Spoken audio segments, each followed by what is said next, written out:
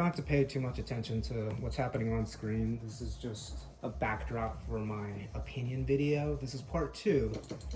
And you know what what prompted me to make that first video about Street Fighter 4 being better than Street Fighter 6 was a debate that Brian F. hosted between himself, IDOM, and Rob TV.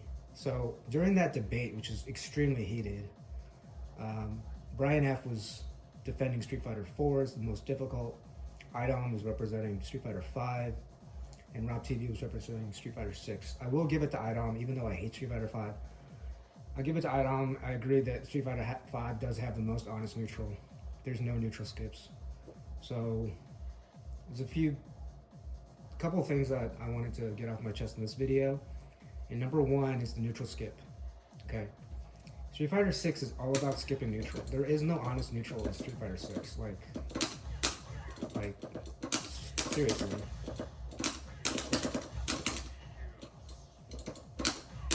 I'm trying to get down this bread and butter, but even for this, I have to practice. It's like, I can't get it, see?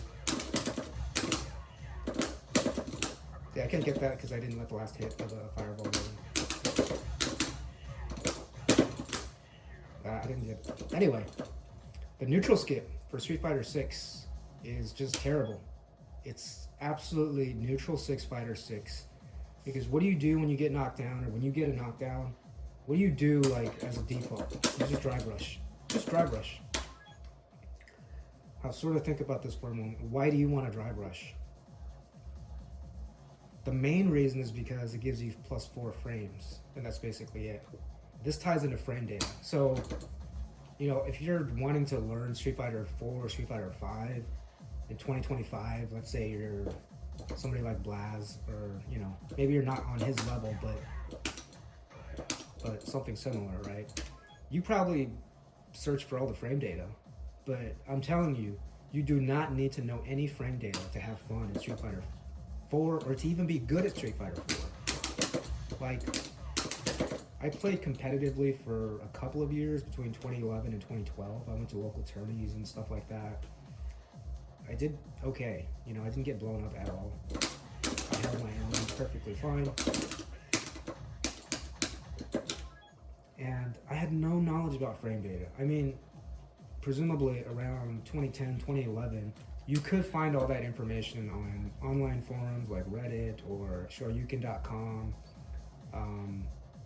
And I didn't really understand what frame data was about, or really understand what frames were about, even though I'd been following the game since when it came out in 2008 in Japan, and, you know, all the videos from New York with Justin, Javits, Yipes, Sanford Kelly, Rico Suave, and then all the videos from California from Gutex, Mike Ross, Ed Mon, some other guys who played Marvel. You don't need to understand frame data to, like, actually have fun in this game. You just don't.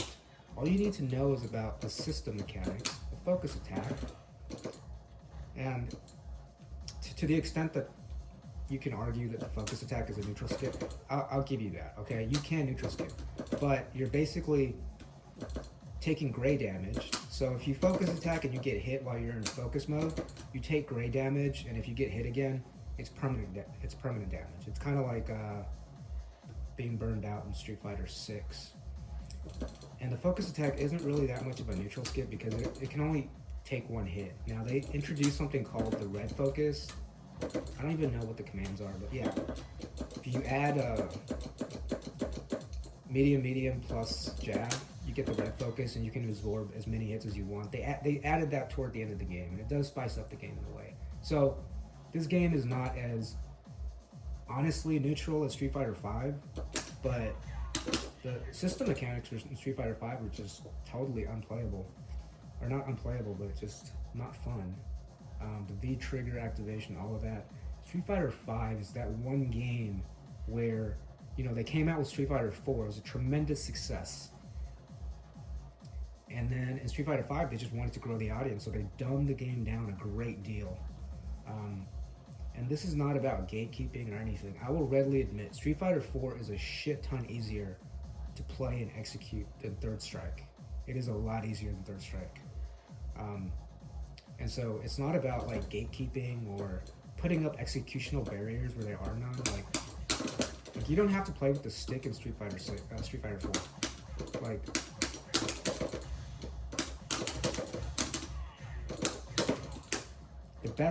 one of the best Street Fighter 4 players won Evo on a PlayStation 1 pad in 2014.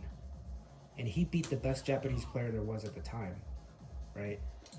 And so, just those 2 points. Number one, this game is a lot more honest neutral than Street Fighter 6, and it's a lot more fun than Street Fighter 5 just because of the system mechanics. Secondly, when you're burning meter, you're actually burning it. Like when I do a OD or EX move, you see that meter gets burned, but I don't start rounds with that meter. Meaning, this is why Street Fighter 6 is so neutral skippish. Because you start off every round with the game gifting you 6 bars of drive rush. And that's all you do, just drive rush. Drive rush Fighter 6, basically. That's all you do because it's free. So why not burn it? When you burn out, you're just waiting for it to refill. You're playing conservatively. It's all about that meter that the game gives you. And why is it important? Because you're +4. It's basically punish counter. And so Street Fighter 5, because of the input buffers and all of that, Street Fighter 6, because of the generous input buffers and the neutral skip, and the importance of knowing frame data, it's just people just like doing, oh, this is +5, oh, this is -5, I can punish with Ken's super art 2, oh, this is +6, I can link whatever. Like, who cares? Like, that's just arithmetic. That's not fun. Like, it's just not fun. And this game does have an executional barrier, but it's not about gatekeeping or anything. It's just about being able to pull off what you're trying to pull off and being good at it. It's a skill issue. It's a 100% skill issue. Okay, in order for me to hop into ranked, I got to work anywhere from 40 to 50 hours a week at a real job. So in order for me to hop into ranked, I have to practice for about an hour every day for about 2 weeks or so. That's what the executional barrier is. And again, you know, that's why Street Fighter 6 is so random, because there is no executional barrier. That's why top players are getting blown up. That's why Daigo's getting blown up by nobodies. Let me ask you this. How many of you believe Daigo Umehara is the best Street Fighter player of all time? I say affirmative. What do you think? Do you agree? Do you disagree? Let me know. If you agree, why do you think Daigo Umehara is the best Street Fighter player of all time? Is it because of Evo 37? Because I will readily tell you, that's not why he's the greatest Street Fighter player of all time. Because anybody in his position, any top Japanese player like Nuki or any of the Third Strike pros, would have done what Daigo did. It's just, it blew minds because nobody in America had ever seen that shit done before or knew that it was even possible. But the Japanese players, they absolutely knew. And Daigo was at the right place at the right time, and you know, it's a legendary moment for the FGC and all that. But what brought Daigo to greatness wasn't necessarily Third Strike. It was more Super Turbo. So he's really good at Super Turbo, Street Fighter 2, which I played. Man, I've been playing Street Fighter since World Warrior, going to the Boys and Girls Club back in 1991 when I was like 3 or 4 years old. I would play like 1 out of every 200 sets, basically once every month, because you know the machine was hogged by all the older kids. But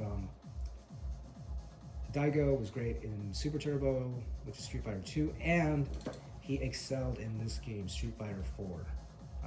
He was a top player, undisputedly, for the first 2 years. And I first watched him play at an international tournament. I believe it took place in Canada. It was set up by Capcom. Short story, I think it was like a country versus country tournament. So representing the U.S., I think Ricky Ortiz and Justa Wong were there. And Punko was actually there representing South Korea. And Punko is one of the craziest Street Fighter 4 players, the most gifted ever. There ever was, you know, like a talented person. Let's get back to Daigo. So he dominated this game for 2 years. He dominated the third year, but he didn't win Evo the third year. I think he won Evo 2009, 2010. And then when Yun dropped, you know, the Yun, the twins, when he first came out, Daigo was just kicking ass everywhere with Yun. And that's kind of what made me want to use Yun, is because Daigo was using him, and I was saying like, man, this character is fucking broken. Yun was absolutely broken.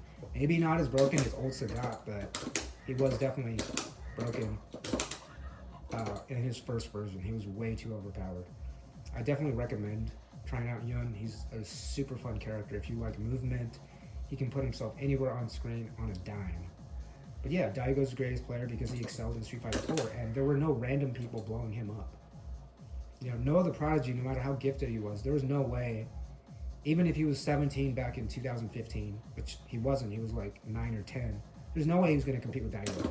Like, seriously. Like, this game just rewards skill a lot more and is a lot less random than Street Fighter 6. Street Fighter 6 is just about arithmetic and flowchart. Basically, you get your muscle memory down, whether it's on a fight pad or a stick or a leverless, and you just flowchart it, right?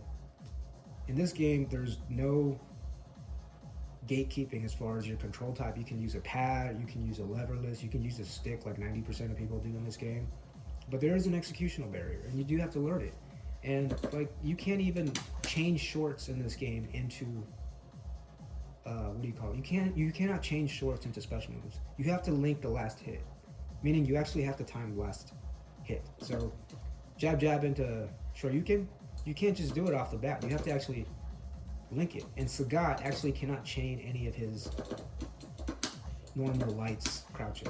So his bread and butter is that. But I bet you if you never played this game, it's going to take you a week to get that down, you know, to where you can do it 9 times out of 10 or do it in a match, right? Because this does not chain into itself.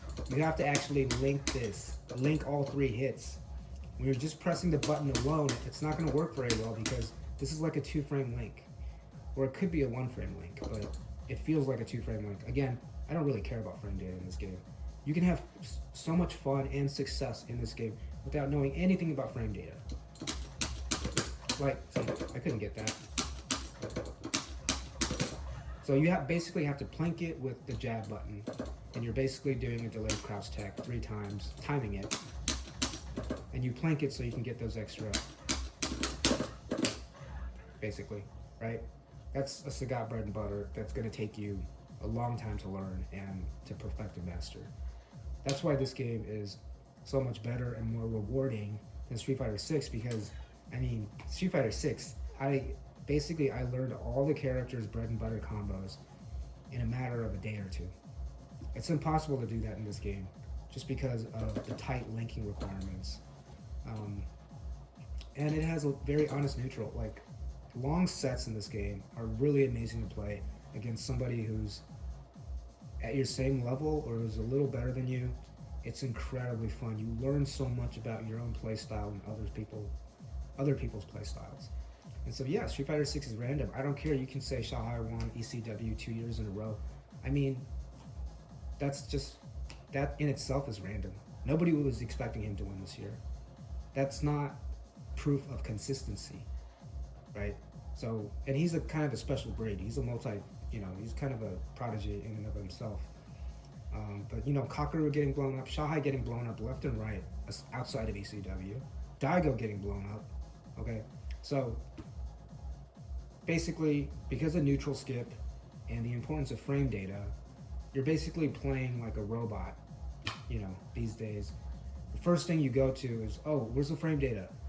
How much plus am I after this? How minus am I because it's on block? Like, that's not fun.